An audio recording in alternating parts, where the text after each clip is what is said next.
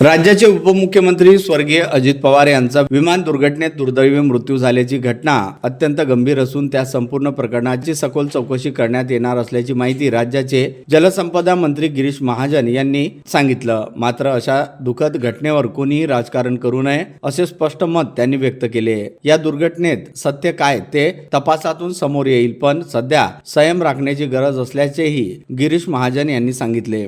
आमदार पत्र दाखल करायला सुरुवात झाली आहे। वेगवेगळ्या नावांची चर्चा आहे। नेमका फॉर्म्युला कसा असणार आहे भाजपचा? अजून त्या बाबतीमध्ये चर्चा झाली नाही। आता मी आहे, राजू मामा आहेत, आमच्या मग शेवटचे आम्ही तिकडे बसू, आजच बसू। आज उद्यामध्ये मला वाटतं या संदर्भामध्ये आम्ही चर्चा करू आणि नाव ठरवू। आमच्यामध्ये कुठे असं काही दुमत नाही आहे, एका मताने आम्ही नाव ठरवू। जळगाव असेल, धुळे पण असेल आणि नाशिकही असेल। नाशिक ते आज उद्यामध्ये जाणं ज्येष्ठतेला प्राधान्य देणार आहेत का पुन्हा नव्यांना संधी देणार आहेत? आता ते बैठक झाल्यावर चर्चा झाल्यावर ठरेल ना। आताच कोणाला नव्यांना, जुन्यांना, किती वर्ष झालेल्यांना, किती वय असलेल्यांना, मला वाटतं हे आजचा विषय नाही। मला वाटतं आम्ही तिघंसोबत बसून जे महिला राखीव झालेलं आहे ते महिला राखीवमध्ये अनेक महिला आहेत भाजपामध्ये ज्या महापौराच्या दावेदार आहेत। जळगाव शहराचा जर विचार केला तर अशा त्या सिनियर पण आहेत, पण कशा पद्धतीने आपलं आखणी असेल महापौर संदर्भातला विषय आहे। ते सिनियर पण काय ज्येष्ठ कार्यकर्ते पण आहेत। सगळ्याच गोष्टी तपासून घेऊ आणि तिकडचं बसून निर्णय घेऊ। पूर्ण 2.5 वर्ष एकाच असेल भाऊ महापौर। आता काही सांगता येत नाही, अजून चर्चा झाल्याशिवाय बसल्याशिवाय आता काही सांगता येणार नाही। पण आज उद्यामध्ये आम्ही हा निर्णय करतो। बारामतीच्या विमान अपघातानंतर राज्यातील इतर विमानतळांचा विस्ताराचा प्रश्न हा आता समोर आलेला आहे। त्याबाबत आता शासन काय भूमिका घेणार? काय विस्तार झालाच पाहिजे ना, त्याच्यामुळे जळगाव विस्तारीकरण हो चाललं आहे। तर पुढच्या महिन्यामध्ये आपल्याकडे उद्घाटन आहे। आपण मोठा 350 कोटी रुपये आणले आपण विस्तार करतोय, पार्किंग वाढवतोय। कारण इथे आपल्याकडे फार वाईट अवस्था आहे, एक विमान उतरलं की दुसऱ्याला उतरताच येत नाही खाली, जागाच नाही पार्किंगला। कुंभमेळा समोर आहे, त्यामुळे नाशिकमध्ये तर 750 कोटी रुपये खर्च करून आपण तिथला विस्तार करतोय। त्याच्या कामाला सुरुवात झालेली आहे तशी वेगाने। आता इथं सुद्धा पुढच्या महिन्यामध्ये उद्घाटन होईल आणि त्या उद्घाटन म्हणजे समारंभ होईल कामाचा। मंत्री स्वतः येणार आहेत, कॅबिनेट मिनिस्टर राज्यामध्ये, आणि त्यानंतर आपण तात्काळ मला वाटतं 6-8 महिन्यामध्ये, वर्षभरामध्ये कुंभमेळ्याच्या विमानतळाचा आपण विस्तार करणार आहोत। आणि जी स्ट्रीप आहे आपली धावपट्टी ती सुद्धा वाढवतो की जेणेकरून मोठी विमानंसुद्धा या ठिकाणी येऊ शकतो। ठीक आहे। काल सुषमान दादा देखील बोलला की देशमानता जर कमी होती तर CCTV फुटेजमध्ये एवढं स्पष्ट का दिसत आहे, पण राष्ट्रवादीचे नेते यावर का बोलत नाही? मला वाटतं हा चौकशीचा भाग आहे आणि या विषयावर कृपा करून कोणीही राजकारण करू नये।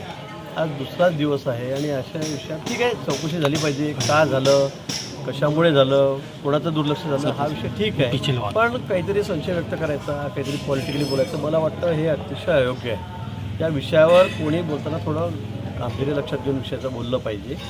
चौकशी सखोल होते, दिल्लीहून सगळ्या टीम त्या ठिकाणी आलेल्या आहेत, दिल्लीच्या टीम आलेल्या आहेत, सगळे त्या ठिकाणी काम व्यवस्थितपणे चाललेलं आहे। स्वतः मंत्री त्या खात्याचे त्या ठिकाणी होते, गृहमंत्री येऊन गेले, पण विनाकारण काहीतरी संशय तयार होईल अशा पद्धतीने कोणी बोललो। काही वक्तव्य असे आहेत की ते राजकीय आहे। मला वाटतं एवढ्या गंभीर विषयामध्ये एवढ्या दुर्दैवी ही घटना आहे आणि त्यामध्ये मला असं वाटतं की थोडं आपण सांभाळून बोललं पाहिजे। बहुत दोन्ही राष्ट्रवादी पुन्हा विलिनीकरण होईल अशा चर्चा रंगत आहेत आणि होणार असल्याचं सुद्धा अगोदर चर्चा होती। अजितदादांच्या काळातही 8 फेब्रुवारीला ती घोषित होईल असं सांगितलं जात होतं। तुम्ही या सगळ्याकडे कसं बघताय? मला वाटतं हा दोन्ही पक्षांचा विषय आहे, म्हणजे अजितदादा गट असेल आणि शरद पवार साहेबांचा गट असेल, हा त्यांचा दोघांचा विषय आहे। आता त्या संदर्भामध्ये काही आधी हालचाली सुरू होते असं आपण दाखवत होतो, तशा पद्धतीने काही मूव चाललेली होती, पण आता अकाली दादा आपल्यातून निघून गेलेत। खरं म्हणजे हे खरं नखन्य आहे, पण वस्तुस्थिती आहे। आता पुढे काय होतं या संदर्भामध्ये हालचाली होतील, पण मला वाटतं 2-3 दिवस तरी जाऊ द्यावे लागतील। सुनेत्रा पवारांकडे उपमुख्यमंत्रीपद दिलं पाहिजे अशी आता मागणी पुढे येते, याकडे सगळं कसं बघतात? पटेल आणि भुजबळांनी पण भेट घेतली। मला वाटतं हा राष्ट्रवादी काँग्रेसचा दादा गटाचा प्रश्न आहे। या संदर्भात आम्ही काही टिप्पणी करणं हे काही मला वाटतं योग्य होणार नाही, पण हा सर्वस्वी त्यांचा विषय। त्यांचे जे आमदार आहेत, त्यांचे सर्व नेते आहेत दुसऱ्या फळीतले, ते या बाबतीत विचार करतील, ठरवतील। माननीय मुख्यमंत्री महोदयांची मला वाटतं त्यांनी, कारण आपण मी आताच बघितलं आहे की भेटही घेतलेली आहे। अतिक मला काही या विषयात माहिती नाही। काल मुख्यमंत्री महोदय मुंबईला गेले आणि मी पुण्याहून इकडे आलेलो आहे, जळगावला आलेलो आहे। भाजपने अजितदादांमध्ये 70,000 कोटींचे आरोप घोटाळ्याचे आता आरोप मला होते. वाटतं हे विषय हे आरोप मागे घ्यावेत अशी ही खरी श्रद्धांजली ठरेल असं संजय राऊत मला वाटतं या विषयामध्ये कुणीही राजकारण करू नये, मला असं वाटतं. म्हणजे आज दुसरा दिवस आहे आणि आपण काय काय बोलतोय काय काय नाही, तर याला थोडंसं आपण आपला कंट्रोल ठेवला पाहिजे, मला असं वाटतं. त्यामुळे 2-4-5 दिवस नंतर तुम्हाला काय बोलायचं ते बोला, पण आज दुसरा दिवस आहे आणि आपण काय बोलतो आहोत. मला वाटतं सगळ्या गोष्टीमध्ये राजकारण केलंच पाहिजे का, आणि त्याची काही काळवेळ असते की नाही, हा माझा प्रश्न आहे खरा म्हणजे. तो अर्थसंकल्प आता देवेंद्र फडणवीस सादर करतील असे आहे. अर्थसंकल्प आज ते सांगणं कठीण आहे. अजून अधिवेशनाला वेळ आहे, म्हणजे लगेच उद्या परवा अधिवेशन नाही आहे, तोपर्यंत अजून काय घडामोडी होतात, कशा पद्धतीने पुढची मंत्रिमंडळाची रचना होते, दादांकडे 3-4 खाते होते, ते कुणाकडे जातात. माननीय मुख्यमंत्री महोदय आणि राष्ट्रवादीचे नेते आहेत ते आज भेटलेले आहेत, ते ठरवतील. उपमुख्यमंत्री सहित अनेक खाते होते, पण मात्र ते खाते अजित पवार गटाकडे जाणार का इतर कोणत्या पक्षाकडे जाणार? आता मी काही पक्षाचा सर्व आहे का? तुम्ही मला हा प्रश्न विचारता म्हणजे किती चुकीचं आहे खरं म्हणजे. असं नाही आहे. मला वाटतं की आता या बाबतीमध्ये माननीय मुख्यमंत्री जे आहेत ते या संदर्भावरती आपले सभागृहाचे नेते आहेत, ते या संदर्भामध्ये चर्चा करून निर्णय घेतील.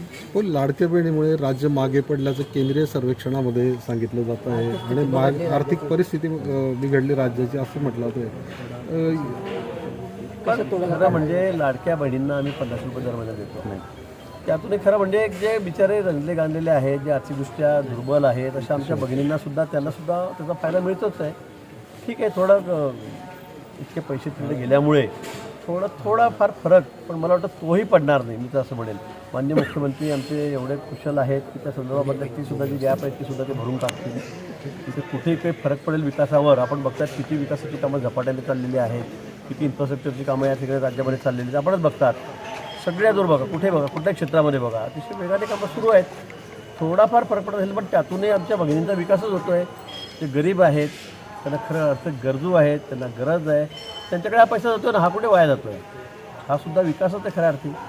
गरीब माणसाला मदत 2 पैसे कर्ज मिळाले, 50 कर्ज मिळाले, तर हा सुद्धा विकासाचाच एक भाग आहे, मला असं वाटतं. अपघातासंदर्भातल्या सर्व गोष्टी बाहेर पडाव्यात म्हणून राज्य सरकारने सीआयडीच्या माध्यमातून या प्रकरणाचा तपास करण्याचे आदेश दिले आणि सीआयडीच्या माध्यमातून तपास देखील सुरू झाला.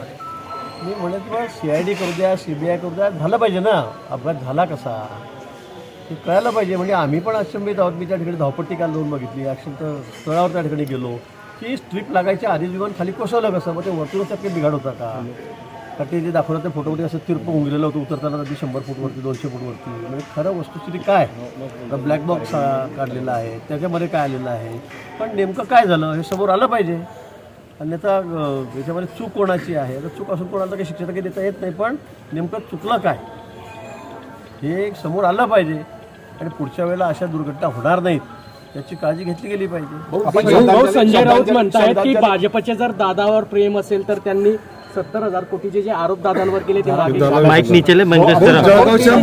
श्रद्धांजली अर्पण करताना आपण सांगितलेलं की दादा काही चुकले तर मी त्यांच्याशी बोलायचो. नेमकं मागच्या भाषणामध्ये देखील त्यांनी भाजपवर आरोप केला. नाही, ज्यावेळेला आरोप व्हायचे किंवा दादा त्याचे प्रवक्ते बोलायचे त्यावेळेला मी दादा सांगितलं की दादा थोडं थांबून थोडं जरा बोलायला नको. मी दादांचे माझे खूप चांगले संबंध होते. कोणाला विचारा, त्यांच्या नेत्यांना सगळ्यांना विचारा, राष्ट्रवादीच्या दुसऱ्या पहिल्या दादानंतरच्या, तरी आपल्याला सांगतील.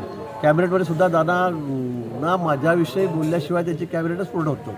विधानसभेमध्ये सुद्धा आम्ही सोबत होतो किंवा विरोधात होतो. समोर असताना सुद्धा दादा माझ्याबद्दल काय काय बोलते तुम्हीच सगळं टी व्हीवर दाखवलेलं आहे. आणि नंतर मग आम्ही बाहेर आल्यावर खूप एकमेकांना ओढायचो, बोलायचो. ही वस्तुस्थिती आहे. त्यामुळे हेही खरं आहे. मागच्या वेळी दादा ज्यावेळेला खायच्या बाबतीत बोलले, मी म्हटलं दादा आपण असं बोलू नका, आणि ते नाही, त्यांचे प्रवक्तेसुद्धा बोलायचे